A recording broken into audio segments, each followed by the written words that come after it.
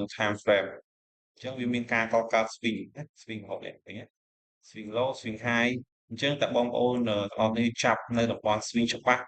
អាហ្នឹងយើងអាចមានឱកាសណាត្រូវច្រើននៅក្នុងការ trade នៅក្នុងទីផ្សារអូខេធ្វើម៉េចទាមទារឲ្យច្បាស់ពីរូបមន្តក៏ដូចជា swing ឲ្យច្បាស់ណាអូខេអញ្ចឹងនៅគ្រប់តម្លៃគឺវាអត់អាច break នៅ swing នីមួយៗបានទេណាអញ្ចឹងទីតម្លៃគឺវាច្បាស់លាស់គឺវាអត់មានការ break អីញ៉ៃៗទេបងប្អូនមើលបាទអូខេអញ្ចឹងអានេះពាក់ព័ន្ធជាមួយនឹង market order flow ហើយអឺសង្ឃឹមថាទាំងអស់គ្នាយល់ណាពាក់ព័ន្ធជាមួយនឹងយើងការអនុវត្តជាក់ស្ដែងជាមួយទីផ្សារនៃការចាប់ swing ក៏ដូចជាmajor trend ហើយជាមួយនឹង minor trend time frame តូចនិង time frame ធំអូខេអញ្ចឹង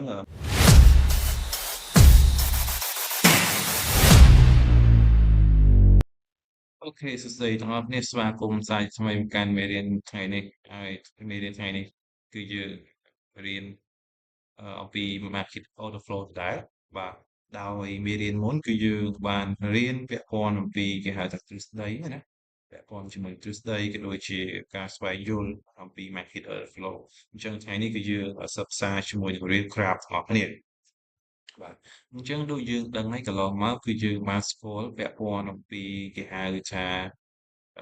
time frame នីមួយៗណាថា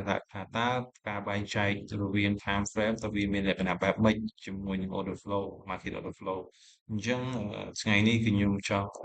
បញ្ជាក់បងប្អូនណាពាក់ព័ន្ធជាមួយ market order flow ជាទូទៅគឺយើងមានពីរប្រភេទណាដែលពាក់ព័ន្ធជាទី1គឺយើងពាក់ព័ន្ធជាមួយនឹង major trend ហើយក៏ដូចជាទី2គឺយើងពាក់ព័ន្ធជាមួយ minor trend អញ្ចឹងនៅក្នុងនោះផងដែរគឺយើងអាចនឹងដឹងឲ្យពាក់ព័ន្ធជាមួយ time frame ដែលយើងបានធ្លាប់បរៀនកន្លងមកហ្នឹងគឺជាទូទៅគឺ time frame គឺយើងបែងចែកណាវាមានពីរប្រភេទដូចគ្នាទី1គឺយើងមានគេហៅថា higher time frame និង lower time frame អញ្ចឹងសម្រាប់ higher time frame ជាមួយនឹង lower time frame ហ្នឹងគឺយើងបែងចែកជាមួយគ្នាដែរគឺពាក់ព័ន្ធជាមួយ time frame មួយណាអញ្ចឹងអ្វីដែលខ្ញុំយកមកជាគោលក៏ដូចជាចំណុចកណ្ដាលនៃ time frame គឺខ្ញុំយកជាទូទៅគឺខ្ញុំយក time frame 1ម៉ោងដែលជាគោលនៅក្នុងtime frame កណ្ដាលអញ្ចឹងនៅក្នុងចន្លោះណាក្រោម1ម៉ោងបាទអញ្ចឹងក្រោម1ម៉ោងគឺយើងអាចចាត់ទុកវាបានថាជា lower time frame បាទអូខេហើយមួយវិញទៀតគឺពេលដែល time frame នៅលើ1ម៉ោងគឺយើងចាត់ទុកវាជា higher time frame ណា higher time frame អូខេអញ្ចឹងទាំងអស់នេះយើងត្រូវតែដឹងច្បាស់ដែលពាក់ព័ន្ធជាមួយ time frame ហើយអញ្ចឹងយើងចូលទៅមើលទាំងអស់គ្នាពាក់ព័ន្ធជាមួយរឿង graph ហើយចំណុចនេះគឺខ្ញុំសូមលុបចោលបាទលុបចោលអញ្ចឹងយើងចូលមកកាន់ទីផ្សារទាំងអស់គ្នាជាទូទៅបើសិនជាយើងនិយាយពាក់ព័ន្ធជាមួយនឹង major trend ក៏ដូចជា major swing គឺយើងនិយាយទៅដល់ market high time frame ណាអញ្ចឹងក្នុងមួយ swing high time frame គឺវាបង្កើតបានបែបនេះគឺវាជាលក្ខណៈមួយ swing បែបនេះណាអូខេអញ្ចឹងនៅក្នុងទីផ្សារជាក់ស្ដែងឥឡូវនេះគឺខ្ញុំសូមយក public សិនខ្ញុំអត់និយាយពីការចុះទេ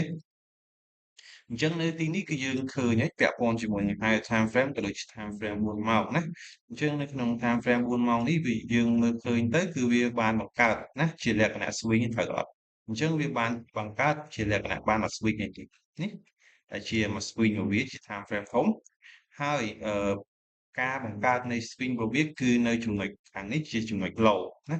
ហើយកន្លែងនេះគឺវាជាចំណុចអីគេជាចំណុច high ត្រូវទេបាទអញ្ចឹងជាចំណុច high អញ្ចឹងយើងសង្កត់ដឹងហើយថាtime frame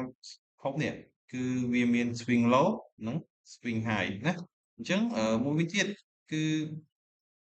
អានេះជាការបង្កើតការកកើតខ្ញុំបញ្ជាក់ម្ដងទៀតវាជាការកកើតនៃ swing ពេលដែលវាបានឡើងហ្នឹងហើយបន្ទាប់មកវាបានបង្កើតជាគេហៅគេhigh low ត្រូវទេអញ្ចឹងអានេះជា high low ចាស់ high low ថ្មីhigh ថ្មី high low មួយទៀតហើយបន្ទាប់មកនឹង high ណាអញ្ចឹងវាបានបង្កើតជាលក្ខណៈបានមក swing ហើយអូខេ អញ្ចឹងបើសិនជាយើងមកឃើញលំហូរ trend បែបនេះគឺយើងឃើញហើយថាទីផ្សារវាបានឡើងខ្លាំងប៉ុន្តែវាបានបង្កើតណាវាបានបង្កើតswing បែបនេះបានមក swing ហើយបន្ទាប់មកវាបានឡើងទៅតទៀតណាអូខេ អញ្ចឹងយើងចូលទៅមើល4ម៉ោងថាតើការបង្កើត swing របស់អធ្យាស្រ័យបង្កើតនៅក្នុង time frame 1ម៉ោងបាទនៅក្នុង time frame 1ម៉ោងថាតើការបង្កើត swing វាមានលក្ខណៈបែបម៉េចហើយវាមានចលនាខុសគ្នាម៉េចជាមួយនឹង4ម៉ោងអូខេអញ្ចឹងបើសិនជាយើងនិយាយឲ្យចំទៅគឺទីផ្សារ1ម៉ោងគឺវាកន្លែងនេះគឺវាបានធ្វើការចុះហើយបន្ទាប់មកវាបានធ្វើការផ្លាស់ប្ដូរលំហូរណា ផ្លាស់ប្ដូរលំហូរនេះគឺវាបានបង្កើតជាមួយនឹង time frame 4ម៉ោងដូចគ្នាជាលក្ខណៈlow ណា swing low ណាអញ្ចឹងនៅក្នុង time frame 1ម៉ោងនេះគឺការកកើតវាជា swing គឺយើងមើលឃើញជាក់ស្ដែងទាំងអស់គ្នាអញ្ចឹងវាមានចលនាច្រើននៅក្នុងការបង្កើត swing បាទអញ្ចឹងវាមានច្រើនហ្នឹងហើយវាមានច្រើនបងប្អូនឃើញបាទអូខេអញ្ចឹងយើងមើលឃើញណានេះអញ្ចឹងការបង្កើត swing វាមានច្រើនមែនទែនខុសគ្នាពី time frame គេហៅថា4ម៉ោងណាដែលជា higher time frame ប៉ុន្តែអ្វីដែលយើងត្រូវចាំបាច់ដឹងណាពាក់ព័ន្ធជាមួយនឹង time frame អ្វីដែលយើងត្រូវច្បាស់គឺយើងត្រូវតែស្គាល់ណាអំពី major time frame major trend ណា major trend ហើយ major trend នោះទៀតសោតគឺយើងផ្ដោតទៅលើ4ម៉ោងជាគោលបាទអូខេអញ្ចឹងយើងកុំទាន់និយាយតទៅទៀតគឺយើងចូលមកមើល15នាទីសិន1ម៉ោងយើងឃើញ swing ប៉ុណ្ណឹងហើយបើសិនជាយើងក៏លេខទៅមើល15នាទីថាតើការកកើតវាបែបម៉េចណាអញ្ចឹងការកកើតវាក៏ដូចគ្នាដែរនៅក្នុង time frame ហ្នឹងគឺដូចទៅនឹង time frame 15នាទីដូចគ្នាtime frame 1ម៉ោងដូចគ្នាប៉ុន្តែនៅក្នុងលក្ខខណ្ឌនេះគឺវាមាន swing ច្រើនជាង1ម៉ោងឃើញទេការកកើតវាណាអញ្ចឹងវាដើរទៅតាម flow របស់ market higher time frame អូខេអញ្ចឹងយើងចូលមកមើលអស់នេះនេះអញ្ចឹងការកកើតវាមាន swing ច្រើនជាងគ្នារហូតវាអត់ដូចគ្នាណាពាក់ព័ន្ធជាមួយ time frame នីមួយៗប៉ុន្តែគាត់ថាបើយើងនិយាយចំទៅសំណួរសួរថាតើវាហ៊ានប្រេកទៅក្រោមអត់ណាអញ្ចឹងចម្លើយគឺអត់ទេវាអាចប្រេកបានទេណាអញ្ចឹងជាទូទៅគឺវាតែងតែបង្កើតណានៅ swing នីមួយៗនៅក្នុងប្រភេទនៃ time frame នីមួយៗអញ្ចឹងកន្លែងនេះគឺខ្ញុំចង់បង្ហាញប៉ុណ្ណឹងហើយយើងធ្វើការលុបចោលហើយខ្ញុំចូលទៅមើល4ម៉ោងឡើងវិញណា4ម៉ោងឡើងវិញអូខេជាមួយនឹង4ម៉ោងទៀតសោតគឺយើងនិយាយចំទៅពាក់ព័ន្ធជាមួយនឹងការ break ណាពាក់ព័ន្ធជាមួយនឹងការ break អូខេអញ្ចឹងយើងមកមើលចំណុចនេះទាំងអស់គ្នាបាទនេះចំណុចនេះអូខេចាំមើលពាក់ព័ន្ធជាមួយនឹងការ break អូខេអញ្ចឹងពាក់ព័ន្ធជាមួយនឹងការ break ហើយនេះគឺយើងមើលឃើញពាក់ព័ន្ធជាមួយនឹង4ម៉ោងណាអញ្ចឹងនៅក្នុង4ម៉ោងនេះទៀតសោតគឺយើងចាប់បានទី1គឺយើងចាប់បានជាការបង្កើតនៃ low បាទនៃ low ហើយឥឡូវនេះគឺយើងមើលឃើញហើយថាតើអឺយើងត្រូវធ្វើម៉េចបានយើងអាចដឹងថាទីផ្សារវាអាចធ្វើការ break ឬក៏យើងអាចចាប់នៅតំបន់ high low បានច្បាស់ណាអូខេជាទូទៅគឺយើងត្រូវតែព្យាយាមណាចាប់នៅតំបន់នីមួយៗឲ្យបានច្បាស់បើសិនជាយើងចាប់នៃតំបន់ swing ច្បាស់លាស់គឺពេលដែលយើងចូលផ្សារយើងមានឱកាសខ្ពស់ណាស់នៅក្នុងការចូលទៅត្រូវបាទអូខេអញ្ចឹងខ្ញុំចាប់អានេះជា swing ហើយតែជា4ម៉ោងអញ្ចឹងយើងមើលបន្តទៀតមើលថាតើវាមានលក្ខណៈបែបម៉េចអញ្ចឹងបើសិនជាក្នុងការbreak នៃតំបន់ low នេះដែលជាតំបន់ swing ណា4ម៉ោងណាអញ្ចឹងតម្លៃនេះគឺយើងអាចនិយាយបានថាវាចូលលក្ខណៈ weak ហើយណា weak តម្លៃហើយ weak គេហៅថាខ្សោយអញ្ចឹងជាពាក់ព័ន្ធជាមួយនឹងswing បើយើងនិយាយចំទៅអានេះគឺយើងចាត់ទុកថាជា low របស់1ម៉ោងហើយអូខេបើយើងចូលកន្លែងទៅមើល1ម៉ោងទៅសិនមកនេះឃើញទេអញ្ចឹងនៅក្នុង1ម៉ោងនេះនៅក្នុង1ម៉ោងគឺការបង្កើត swing ណាការបង្កើត swing គឺវាបែបនេះគឺវាចាប់ផ្ដើមពី low នេះដូចគ្នាឃើញទេហ្នឹងហើយអញ្ចឹងវាចាប់ផ្ដើមពី low នេះដូចគ្នាបាទនេះឃើញទេបាទអូខេ អញ្ចឹងទីផ្សារពេលដែលវាធ្វើការបង្កើតណាវាធ្វើការបង្កើតឡូហើយជាមួយគ្នានេះផងដែរគឺយើងមើលឃើញកន្លែងនេះបាទកន្លែងនេះក៏វាបាក់ជាគេហៅថា1 ម៉ោងដែរត្រូវអត់វាជា swing 1 ម៉ោងដែរត្រូវអត់អញ្ចឹងអានទីផ្សារវាបានធ្វើការ break នៅតម្លៃហ្នឹងគឺមានន័យថាទីផ្សារនឹងធ្វើការផ្លាស់ប្ដូរណានៅក្នុង time frame 1 ម៉ោងយើងនិយាយអូ time frame 1 ម៉ោងអូខេអញ្ចឹងពេលដែលទីផ្សារធ្វើការ break នៅតំបន់ low នេះដែលជាតំបន់ swing 1 ម៉ោងចុងក្រោយគឺវាបានធ្វើការផ្លាស់ប្ដូរតម្លៃណាផ្លាស់ប្ដូរតម្លៃបែបម៉េចអញ្ចឹងផ្លាស់ប្ដូរតម្លៃពីវាធ្លាប់តែបង្កើតពី high low high low អញ្ចឹងទៅបន្ទាប់មកវា fail ណាវា fail បែបម៉េចវា fail បង្កើត high ថ្មីឃើញទេកន្លែងនេះអញ្ចឹងពេលហ្នឹងឯងគឺវាបានបង្កើតជាតំបន់ swing ថ្មីដែលគេអាចនិយាយវាបានថាជាតំបន់អានេះ high low តមកនេះ low high វិញ low high វិញតមកនេះ low low ត្រូវទេអូខេ low low low high low low low high អញ្ចឹងទៅគេតគ្នាអត់ហ្នឹងហើយអូខេអញ្ចឹងអានេះជា time frame 1 ម៉ោងណា time frame 1 ម៉ោងដែលយើងនិយាយចប់ទៅប៉ុន្តែសួរសំណួរសួរថាហេតុអីបានជាវាអត់ទៅក្រោមទៀតវា break កន្លែងនេះឃើញទេវា break មកលើវិញណាហើយ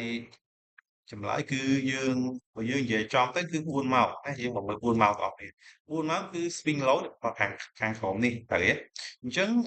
អានេះជាទូទៅគឺវាតែងបង្កើតណានៅគេហៅថា corrective របស់ swing ហើយបើយើងនិយាយចំទៅពាក់ព័ន្ធជាមួយនឹង4 ម៉ោងគឺវានៅជាលំហូរឡើងនៅឡើយហើយបើនិយាយពី swing គឺ swing low នៅខាងក្រោមណានៅខាងក្រោមអញ្ចឹងវាអត់ទាន់បានធ្វើការផ្លាស់ប្ដូរលំហូរ100%ដោយសារតែបើសិនជាយើងអត់មើលទៅអត់ទាន់ឃើញ break នៅតំបន់ demand zone ដែលជាតំបន់ low របស់ higher time frame ទេគឺលំហូរនៅតែឡើងជាងឯងណាលំហូរនៅតែឡើងជាងឯងអញ្ចឹងអ្នកខ្លះក៏បងប្អូនខ្លះគាត់តែងតែព្យាយាមណាឃើញលំហូរតូចផ្លាស់ប្ដូរគាត់ចូលទៅតាមនឹងទៅហើយចៃដន្យអីលំហូរផ្សារ time frame ធំគង់តែឡើងណាគាត់ឃើញ time frame តូចវាបានប្ដូរ structure ប្ដូរអីចឹងណាហើយគាត់ធ្វើការ sell អញ្ចឹងវាជាកំហុសឆ្គងមួយដែលគាត់អត់ទាន់ស្គាល់ច្បាស់អំពីលំហូរនៃទីផ្សារបាទអូខេអញ្ចឹងយើងមកមើលទាំងអស់គ្នាថាតើវាទៅបែបម៉េចទៀតណាយើងចូលមកមើលមកបាទយើងដាក់ពុតໄວវាយឺតបាទអញ្ចឹងទីផ្សារយើងត្រូវតែព្យាយាមណាព្យាយាមកំណត់នៅតម្លៃនៃ swing high និង low របស់ high time frame ឲ្យជាប់ណាព្រោះយើង trade នេះគឺយើង trade នៅក្នុងគេហៅថាតម្លៃមិនមែនយើង trade បែបអីទេគឺយើងត្រូវតែព្យាយាមឲ្យច្បាស់អំពីតម្លៃមួយនៃតំបន់ swing ណាអូខេអញ្ចឹងយើងឃើញទេអញ្ចឹងទីផ្សារ4ម៉ោងគឺគឺវាអត់ទាន់ធ្វើអីទេវាអត់ទាន់ធ្វើអីទេប៉ុន្តែក្នុង1ម៉ោងបើយើងនិយាយចំទៅកន្លែងនេះគឺយើងអាចចាត់ទុកវាថាផ្លាស់ប្ដូរលំហូរវិញត្រូវអត់ប៉ុន្តែជាក់ស្ដែងនៅក្នុង4ម៉ោងណានៅក្នុង4ម៉ោងតំបន់ low វិញគឺនៅត្រង់នេះណាដែលជាដែលជាតំបន់គេហៅថាអីគេហៅថាតំបន់ demand zone អូខេបាទអញ្ចឹងទីផ្សារគឺវាច្បាស់វាមករកតំបន់ low ហ្នឹងហើយណាអញ្ចឹងនៅក្នុង time frame 1 ម៉ោងគឺយើងមើលឃើញវាផ្លាស់ប្ដូរលំហូរហើយមួយវិញទៀតក៏វាបានបង្កើតណាជាលក្ខណៈគេហៅថា swing ដូចគ្នាវាចំទៅអានេះឃើញទេ low low low high ហើយបន្ទាប់មក low low មួយទៀតណាហើយច្បាស់ទាំងអស់គ្នាហើយយើងចូលទៅមើល4ម៉ោងតើវាដើរបែបម៉េចទៀតណាយើងមើលទាំងអស់គ្នាបាទអញ្ចឹងនៅក្នុង4ម៉ោងនេះគឺវាដើរទៅតាមស្របទៅតាមលំហូរ flow នៃផ្សារទេវាអត់ទៅណាទេឃើញទេអញ្ចឹងវាបានមកប៉ះហើយវាបានមកប៉ះនៅតំបន់ low នៃ4ម៉ោងហើយជាទូទៅបើយើងនិយាយចំកាលពីមេរៀនវគ្គមុនដែលខ្ញុំបានធ្លាប់ប្រាប់គ្នាយើងពាក់ព័ន្ធជាមួយតំបន់ strong តំបន់ strongest ហើយជាមួយនឹង weak weak តំបន់ខ្សោយណាអញ្ចឹងបើសិនជាករណីផ្សារបើករណីផ្សារ4ម៉ោងណាកន្លែងនេះយើងអាចចាត់ទុកវាបានជាតំបន់នេះគេជាតំបន់ strongest ណាជាតំបន់ strongest ហើយបន្ទាប់មកកន្លែងនេះគឺយើងអាចចាត់ទុកវាបានជាតំបន់ strong ឃើញទេវាមានការប៉ះហើយវាបានឡើងទៅវិញប៉ុន្តែវាអត់បានឡើងទៅផ្ដាច់ high ចាស់ទេហើយបន្ទាប់មកបានវាធ្វើការ break ហើយវាធ្វើការមកដល់តំបន់កន្លែងនេះដែលគេហៅថាតំបន់ wake អញ្ចឹងតំបន់ wake ដែលជាតំបន់ low នេះគឺវាអាចនិយាយបានថាវាអាចមានងាយនឹង break គ្រប់ពេលវាងាយនឹង break គ្រប់ពេលអញ្ចឹងអ្វីដែលយើងអាចមើលបានគឺទី1គឺយើងអាចសិក្សាទៅលើ ករណី confirm ណាករណី confirm បាទអូខេអញ្ចឹងយើងបន្តទៀតមើលថាតើវាដើរបែបណាទៀតឃើញទេអញ្ចឹងទីផ្សារយើងព្យាយាមមើលទៅតាមលំហូរថាតើការ confirm នេះបែបម៉េចហើយជាមួយនឹងការបង្កើត high ហើយជាមួយនឹង low វាបង្កើតបែបម៉េចអីចឹងទៅហើយវាព្យាយាមប៉ះនៅម្ដងហើយលើកជាលើកទី2វាអត់ទាន់ដាច់ទេវាអត់ទាន់ដាច់ទេបាទអូខេអញ្ចឹងករណីបើសិនជាមានការដាច់ low នេះគឺយើងអាចនិយាយបានថាទីផ្សារ time frame ធំគឺចាប់ផ្ដើមផ្លាស់ប្ដូរលំហូរហើយឃើញទេអូខេអញ្ចឹង1ម៉ោងយើងមើលឃើញវាផ្ដាច់ហើយឃើញទេវាផ្ដាច់ហើយប៉ុន្តែសួរថាតើ4ម៉ោងវាធ្វើការផ្ដាច់ហើយបាទពេលដែលវាធ្វើការផ្ដាច់នៅតម្លៃហ្នឹងតើវាមានអីកើតឡើងទៀតណាឃើញទេអញ្ចឹងយើងទៅមើល1ម៉ោងអូខេអញ្ចឹងនៅក្នុង1ម៉ោងដូចគ្នាយើងឃើញទេអញ្ចឹងនៅក្នុង1ម៉ោងថា swing វាតើវាមានការបរេកនៅតម្លៃណាមួយអត់ឃើញទេវាអត់មានទេតែវាបង្កើតជាអឺ swing low low low low high low low low high អីចឹងទៅណាឃើញទេបាទឃើញទេវាអត់មានបរេកនៅតម្លៃណាមួយដែលជាតម្លៃដែលយើងអាចនិយាយបានថាវាហ៊ានបដូរលំហូរទៅលើទេណាអូខេសំខាន់ធ្វើម៉េចយើងត្រូវតែអឺ keep ណារក្សាទុកនៅគេហៅថាតម្លៃនៃ swing time frame ធំគឺ swing 4ម៉ោងនោះគឺជាតម្លៃ high អញ្ចឹងបើយើងនិយាយចំទៅ swing high 4ម៉ោងគឺនៅត្រង់នេះ4ម៉ោងគឺនៅត្រង់នេះឥឡូវនេះគឺយើងមើលឃើញហើយពាក់ព័ន្ធជាមួយនឹង1ម៉ោងគឺវាធ្វើការ break ហើយ4ម៉ោងក៏វាធ្វើការ break ដែរណា4ម៉ោងក៏វាធ្វើការ break ដែរអញ្ចឹងយើងមើលបន្តទៀតអញ្ចឹងពេលដែលយើងចាប់បាន swing អញ្ចឹងហើយណាយើងត្រូវតែព្យាយាម note នៅតម្លៃ high ណាអញ្ចឹងយើងអត់ខ្វល់ទេថាតើវា pull break ទៅដល់ណាសំខាន់វាបាន break នៅ low ដែលជាតំបន់ swing មក4ម៉ោងហើយយើងមើលបន្តមើលបាទអូខេអញ្ចឹងយើងដើរលឿនតិចមកអញ្ចឹងឃើញវាតែងតែបង្កើត high low high low ឃើញទេនៅក្នុងបើសិនជាយើងនិយាយចំទៅវាបានផ្លាស់ប្ដូរលំហូរពីនេះទៅហើយអញ្ចឹងទីផ្សារវាបានគេហៅថាប្ដូរលំហូរទាំងស្រុងណាតែ high time frame ប្ដូរលំហូរហើយ time frame តូចៗក៏ទៅតាមនឹងដែរណាយើងមើលចំណាអូខេអញ្ចឹងបើសិនជាក្នុងលក្ខខណ្ឌនៅតំបន់នេះណានៅតំបន់នេះដែលយើងឃើញជាតំបន់ strong ដែរប៉ុន្តែវាអត់បានឡើងទៅ break high ចាស់នៃមុនមករបស់ time frame ទេគឺវានៅតែបន្តចុះចឹងណាតចុះអញ្ចឹងនៅតំបន់នេះចុងក្រោយដែលជាតំបន់ wake ដែលជាតំបន់ខ្សោយនៃតំបន់នេះមែនអញ្ចឹងយើងមើលឃើញថាវាព្យាយាមណាព្យាយាម reject ច្រើនដងព្យាយាមប៉ះម្ដងជា2ដងជា3ដងប៉ុន្តែចុងក្រោយវានៅតែធ្វើការ break ណាធ្វើការ break អញ្ចឹងបើសិនជាក្នុងករណីហ្នឹងគឺយើងអាចស្គាល់បានថាទីផ្សារកំពុងតែផ្លាស់ប្ដូរលំហូរទៅក្រោមវិញហើយអញ្ចឹងណាអូខេអញ្ចឹងយើងមានតែវិធីមួយគឺយើងព្យាយាម trade ណាក៏ដូចជាអឺ analyze ទៅតាមមុនក៏ដូចជាគេហៅថា flow នៃទីផ្សារថាតើទីផ្សារវាទៅណាអញ្ចឹងណាអូខេអញ្ចឹងទីផ្សារឥឡូវនេះគឺវាបានព្យាយាមណាទៅក្រោមហើយសំណួរសួរថាតើវាហ៊ានបំបែកគេហៅថា high នៃ swing អត់អញ្ចឹងណាអញ្ចឹងចម្លើយគឺវាអត់ហ៊ានទេគឺយើងមើលទាំងអស់គ្នាឃើញទេវាព្យាយាមបង្កើតlow high low ទៀតណា low high low ទៀតអញ្ចឹងណាឃើញទេឃើញទេអញ្ចឹងវាទៅតរហូតណាទៅតរហូតអូខេអញ្ចឹងយើងមើលបន្តទៀតមើលថាតើវាបានទៅណាទៀតបាទនេះនេះនេះវាបានផ្លាស់ប្ដូរតហើយតទៀតហើយពាក់ព័ន្ធជាមួយនឹងកន្លែងនេះឃើញទេអូខេអញ្ចឹងយើងមើលឃើញចំណុចនេះណាយើងមើលឃើញចំណុចនេះយើងមើលឃើញ4ម៉ោងណា4ម៉ោងវាបាន break កន្លែងណាអញ្ចឹង4ម៉ោងវាបានធ្វើការbreak នៅតំបន់នេះទេវាបានធ្វើការ break តំបន់នេះអូខេអញ្ចឹងចាំមើលថាតើវាអាចផ្លាស់ប្ដូរលំហូរទៅវិញអត់ណាយើងមើលឃើញទាំងអស់គ្នា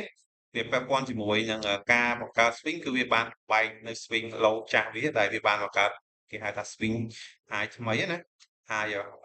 អានេះ low បន្ទាប់មកវាបានទៅបង្កើត high high ថ្មី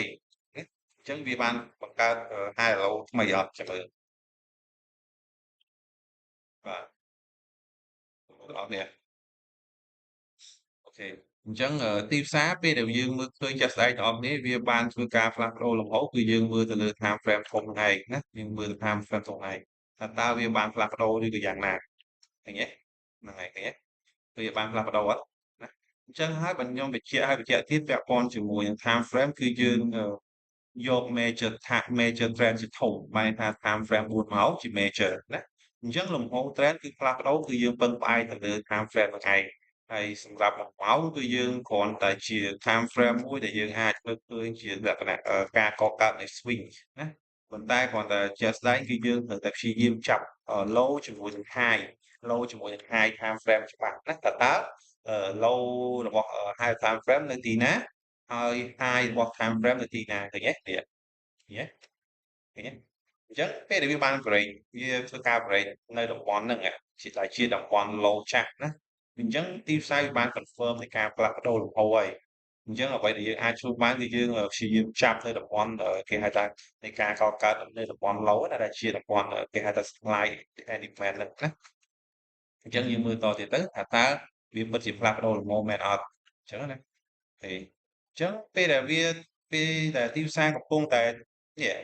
ឡើងនេះណាវាបាន break នៅតំបន់ចាស់វាដែលគេហៅថាផ្លាស់ប្ដូរលំហូរនោះគ្នាយើងអត់អាចចូលនៅតំបន់ហ្នឹងភ្លាមៗទេណាអញ្ចឹងបើសិនជាយើងចូលនៅតំបន់ហ្នឹងភ្លាមៗវាអាចធ្វើឲ្យយើងគេហៅថាខាតបង់ហើយដោយសារតែយើងត្រូវតែរងចាប់ណាវាបានចេញពីកន្លែងណាគឺវាមកពីកន្លែងហ្នឹងវិញហើយវាមកកន្លែងហ្នឹងវិញហើយដើម្បីធ្វើការឡើងទៅតអីចឹងទៅណាយើងត្រូវរងចាំណានៅបោះនេះទីអញ្ចឹងវាឡើងទៅតទេអញ្ចឹងទីផ្សារវាឡើងទៅរហូតណាវាឡើងទៅរហូតណាឃើញទេវាផ្លាស់ប្ដូរលំហូរវិញវាឡើងទៅទៀតណាអាហ្នឹងខ្ញុំចង់បញ្ជាក់ពាក់ព័ន្ធជាមួយនឹង time frame អញ្ចឹងវាមានការកកើត swing ណា swing រហូតនេះឃើញទេ swing low swing high អញ្ចឹងតើបងប្អូនទាំងអស់គ្នាចាប់នៅតំបន់ swing ច្បាស់អាហ្នឹងយើងអាចមានឱកាសណាត្រូវច្រើននៅក្នុងការ trade នៅក្នុងទីផ្សារអូខេធ្វើម៉េចទាមទារឲ្យច្បាស់ពីរូបមន្តក៏ដូចជា swing ឲ្យច្បាស់ណាអូខេអញ្ចឹងនៅគ្រប់តម្លៃគឺវាអត់អាច break នៅ swing ជាមួយបានទេណាអញ្ចឹងទីតម្លៃគឺវាច្បាស់លាស់គឺវាអត់មានការ break អីញ៉ៃៗទេបងប្អូនមើលបាទអូខេអញ្ចឹងអានេះពាក់ព័ន្ធជាមួយនឹង market order flow ហើយអឺសង្ឃឹមថាទាំងអស់គ្នាយល់ណាពាក់ព័ន្ធជាមួយនឹងយើងការអនុវត្តជាក់ស្ដែងជាមួយទីផ្សារនៃការចាប់ swing ក៏ដូចជាmajor trend ហើយជាមួយនឹង minor trend time frame ធំនិង time frame ធំអូខេអញ្ចឹងមេរៀនថ្ងៃនេះគឺយើងមានតែប៉ុណ្្នឹងឯងចាំជួបគ្នានៅមេរៀនក្រោយទៀតបាទអរគុណច្រើន